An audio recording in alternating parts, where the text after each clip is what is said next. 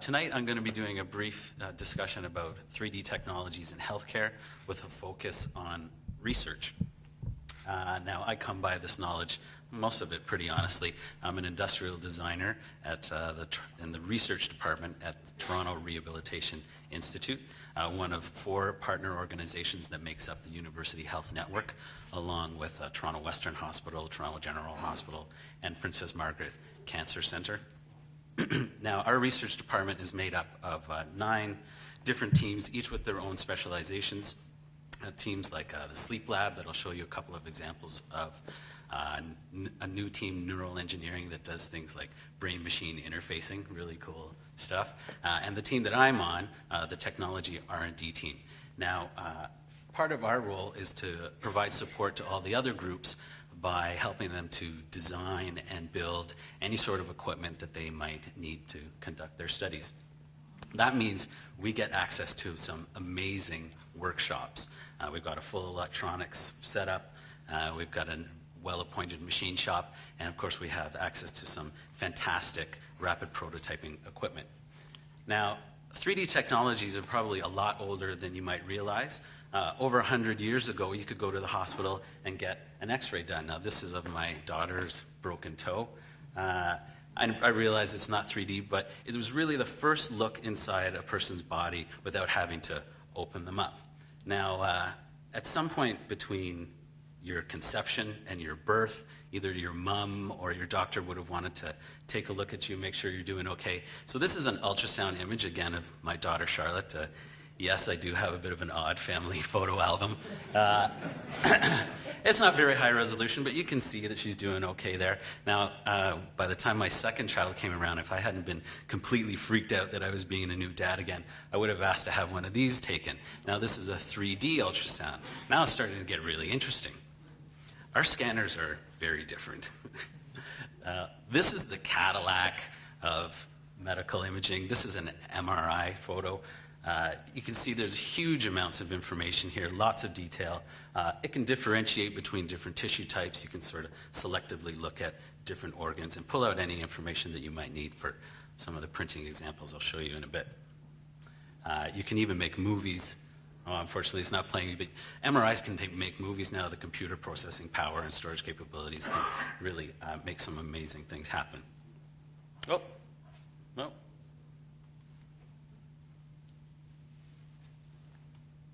All right.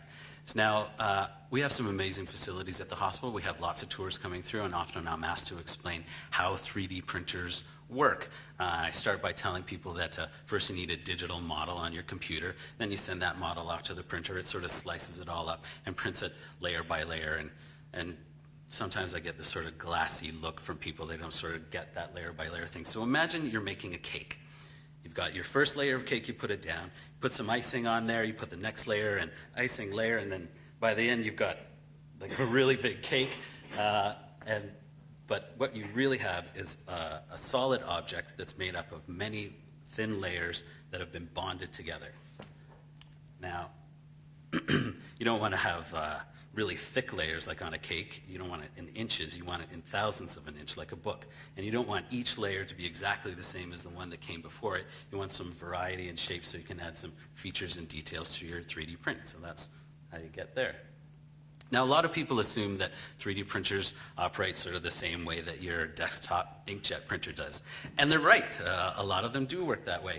But instead of having a regular ink in the reservoir there, they use a photosensitive polymer. The print head spits it out onto the page, and it has a UV light in that print head that solidifies the ink as it goes down on the page. But a lot more common is this. This represents fused deposition modeling printer, FDM it's usually referred to. And basically it just takes a solid plastic string like on a weed whacker, runs it through a heating element, and extrudes it out into the profile on your layer, just like these little snowflakes. Now, it's a bit crude. If you want to have a lot of detail, then you get to play with some lasers.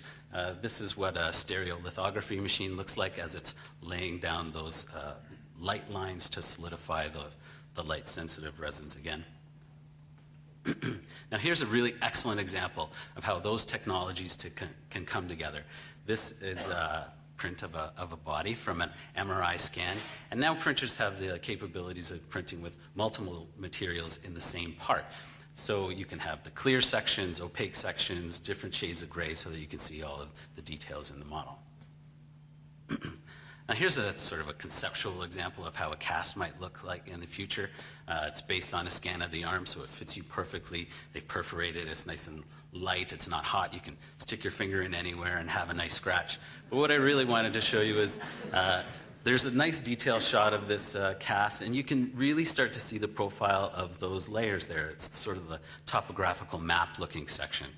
Now, the thickness of those layers is what people are often talking about when they're referring to the resolution of the printer or sort of how fine a detail you can achieve. So the thinner the layer you can get, the less of this sort of stepping occurs between those layers. The less stepping there is, the more accurate the part is. And especially if you need to do some finishing touches on it, like sanding and painting, it's a lot less work when you have a nicer print to work with. Now, try and guess what these things are. I'll give you a hint. The industry that produces these is the largest user of 3D printers for production parts in the world. There's over 10 million of these things in use right now by people. They are, yes, they're hearing aids, but you probably haven't seen this picture. This is what they look like when they're coming out of the printing machine. These are SLA prints. The little structures there are just to hold the model in place while it's being printed so it doesn't flop around and keeps it nice and accurate. So another interesting, another industry that uses 3D technologies in their workflow really heavily is dentistry. This is a drilling guide based on a scan from somebody's mouth. It's to make sure that when you're drilling holes, it's going in at the right angle and more importantly at the right depth for getting ready for an implant. Here's what a fresh print of a whole bunch of dental models looks like. Now let's talk about 3D printing that goes inside your body. This is a CT scan of a woman, and the blue part is the digital model of what's going to be a new jaw implant. Now these aren't made out of plastic. They are printed out of titanium, light and strong. It uses a bit of a different process. It's called laser sintering. Now lots of implants are made out of titanium. This is a hip. You can get knees. I've even seen an entire pelvis printed this way. And they base them on the MRI scans or CT scans to make sure that it's as accurate as possible, fits as well as possible. And they even make the surface very porous so that the bone can grow into it and help achieve a nice mechanical connection. Now, prosthetics get a lot of attention in the 3D printing. This isn't a real ear, it's a fake ear, a replacement for a missing one. And they would have taken a scan of the ear that was still in place, sort of mirrored it in software, and printed it out. Printers now, some of them have the capabilities of printing in full color. The color match is incredible. They don't use a stock material to print these. They use custom stuff infused with silicone to make it flexible and a little bit more durable. Now, everyone asks me about having organs printed. This is Dr. Anthony Itala, and a few years ago at a TED conference, he basically pulled a live 3D printed kidney out of his pocket and showed it to everybody, and everybody was rightly amazed by his accomplishments. He's a real pioneer in this field. Now, unfortunately, organs are really not there yet. They're not ready to be implanted. They have a lot of issues to overcome, not the least of which is there's no sort of blood vessels in here. There's no way to transport the nutrients that the organ needs in there. So we're really still a few decades away from seeing those. Sorry. But tissues that you can print on a 3D printer, you can do very simple tissues. And the way that they accomplish that is the printer, it prints biocompatible, biodegradable scaffolding that gets infused later with live cells. And those cells grow into the scaffolding, eventually absorbing it, and then you're just left with this simple tissue again. So in this case, you'd have cartilage. The most complicated sort of tissue that I've heard of being implanted, apparently there's dozens of people walking around with 3D printed bladders inside them. Yeah, it's crazy. So they can sort of print organs on the 3D printer, but they still have these problems. So how do you solve the 3D problem? With a 3D printed solution. So this group, MIT and UPenn, are combining to build these sugar structures. And after they're printed, they get surrounded by live cells. The sugar eventually gets absorbed, and then you're left with these really nice little tunnels that the blood can now go through. So we're going to get there eventually. Now, we heard about point clouds a lot tonight. And the way that I sort of visualize a point cloud is this little toy here. You know, the one where you put your hand in the back or anything in the back and a bunch of pins sort of conform to that shape. Well, every point where the pins hit your skin, that's like a point cloud. It's like a data point on the surface of the thing that you're trying to scan. Now, you can't 3D print a data point or a point cloud. It looks sort of like a bunch of mosquitoes, like a swarm on your computer screen. So the next thing that you would do is you would apply the mesh, as was mentioned. It's sort of a connect the dots of a point cloud. And once you have your mesh, then you can apply your surfaces. Now, this project was for the sleep lab. They wanted to test out some ways of detecting and measuring the narrowing of your airways. So they came to me and said, can we build a model of this? And at first I just assumed I was going to make something out of like garden hose and some pipe clamps, but they wanted something a little more detailed than that. So they went out and got an MRI of the trachea, mouth, and down to the lungs, as you do when you need a model. You get an MRI. And we built this for them. Now, I couldn't leave it as just surfaces. Make it into a solid so you can chop it up, do modifications to it. We left the gray parts and printed them as a rigid material and made the blue parts out of a soft material so that they could literally restrict the airways and do the testing that they needed to do. I love where I work. They have some amazing projects. Here we go. So take a bit of a sidestep from printing. We do a lot of biomechanical studies at work, and often we will use what's called motion tracking or motion capture to measure all sorts of things. This is for a stair study where we're just looking at how making changes to the rise and run of stairs could help reduce the risk of injury. So we get lots of subjects in. We use this whole array of cameras to track these little markers that get put all over your body. Now, you might have seen something like this before when I show about special effects in the movies. But instead of sort of mapping some computer graphics onto the model and making them into like Gollum or something like that, we synchronize it with information from other sensors, things like load cells or force plates, EMG sensors, to really figure out what is going on here. Now, this is what the computer sees. These are the markers in motion. And it's pretty obvious what you're looking at. Not bad. Now, this is a little more interesting, though. Okay, so here are the markers that we gathered while we were doing a handrail study. So the gray line across the middle represents the handrail, and in a couple of seconds you'll start to see a green line sort of going across the screen. Now that is the subject's wrist.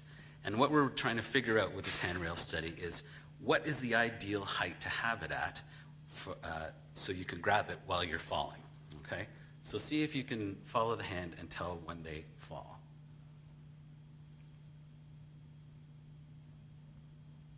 There it goes. There's the hand. And that's awesome. Now this is what it looks this is what it looks like in real life. Now we call the event that causes the fall, we call that a perturbation. It's one of my new favorite words. And this is what a perturbation looks like in real life. So you notice, like, nobody ran up to her and gave her a shove. You can't do it that way because they'd be prepared for it. They would sort of prepare themselves. They wouldn't fall properly. You wouldn't get an accurate measurement. So you have to perform some sort of external perturbation. And the way that you go about doing that is it's pretty straightforward. You build a $35 million research facility. You put a giant hexapod motion platform in the bottom, and you stick a completely self-contained research laboratory the size of a giant living room on top of it. And then when the subject's least expecting it, you give it a really good shake, and they fall down. It's as funny as it sounds. It's incredible.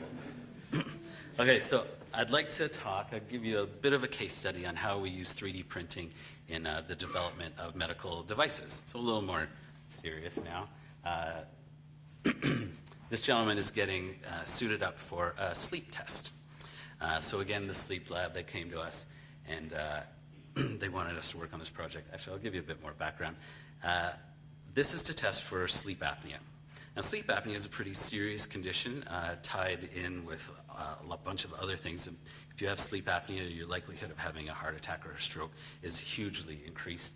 There's about 8% of Canadians have sleep apnea, but a very small percentage of them are actually diagnosed with it. And the reasons for that are, there's a few.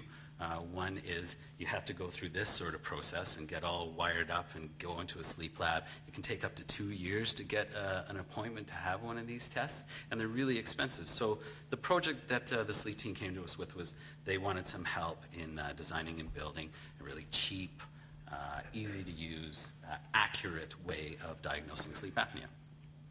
So the way they want to do that is to use a microphone and listen to your breath sounds and analyze them on a computer off-site later. And so we built just a quick one-off little microphone holder, and we slapped it on top of a mask that we had chopped the front off of. So we really sort of Frankensteined something together, just a one-off, and then we give it to the researcher, and they go off and they sort of do their initial testing to see if it's going to work.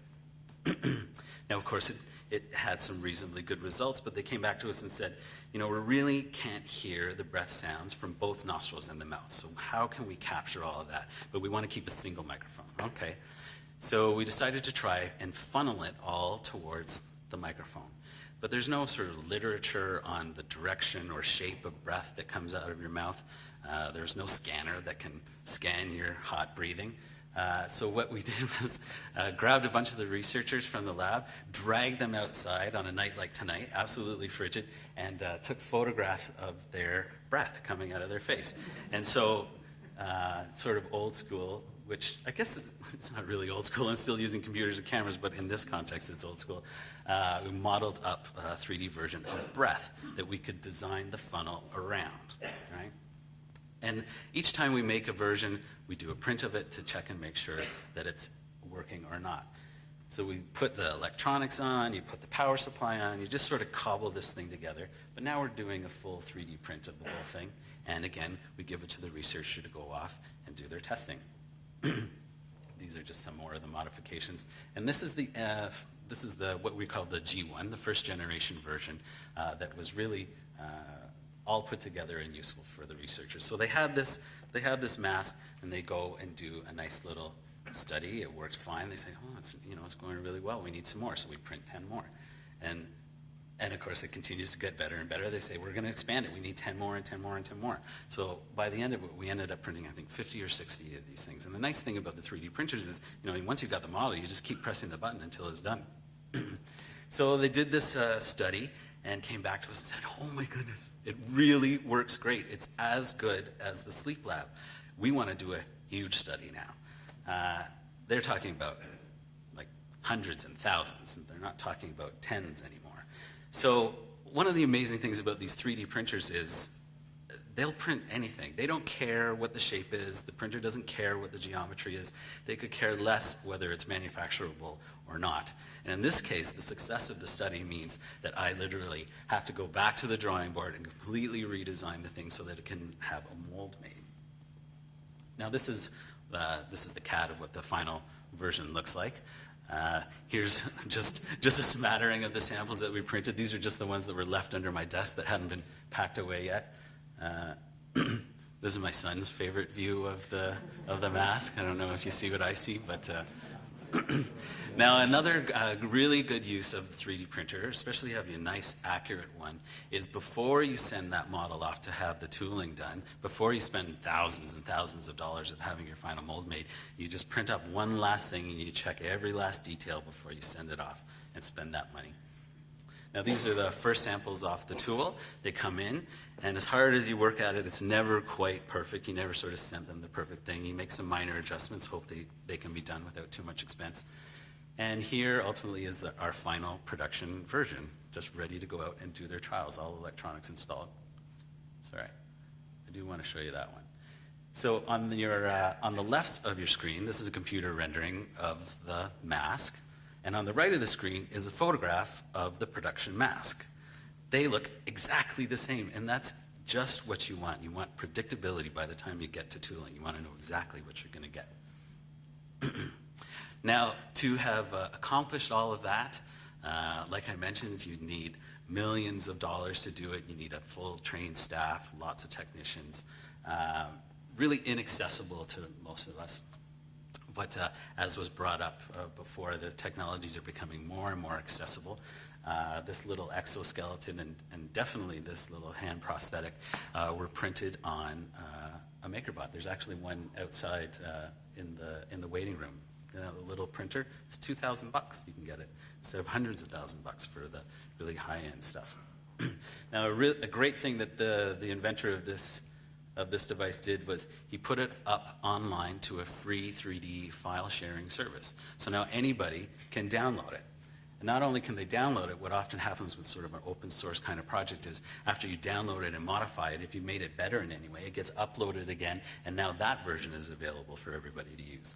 And if you don't have $2,000 to buy your personal printer, they're so popular now they have their own stores that sell just these things. If you don't have that money, you could just upload it to a printing service. You don't have to buy the printer at all. You can have somebody else make it for you and save your cost that way. Now, I'm gonna talk about the Kinect Xbox sensor, and absolutely it's a scanner. I have a picture of that in the end that we can ignore now. But what it also does, at least this is the Xbox One, it's the newer version. You can buy it, I think you can't buy it separate from the console, but you can buy it with the console, get yourself a brand new video game system for around $500. It comes with the Kinect sensor, and what it really has turned into is a biomechanics lab in a box, off the shelf. You get free software download. You can access all of the capabilities of it. It's a full skeleton tracker, and most importantly, on this new version, they've added muscle and force estimation, amazing, and heart rate capabilities. So now you really have access to all of these tools, the biomechanics, the scanning. You can upload your printers to a 3D printing house and have it all done, and now you can make anything that you want. And that's the end of my talk. Thank you very much, everybody. Good night.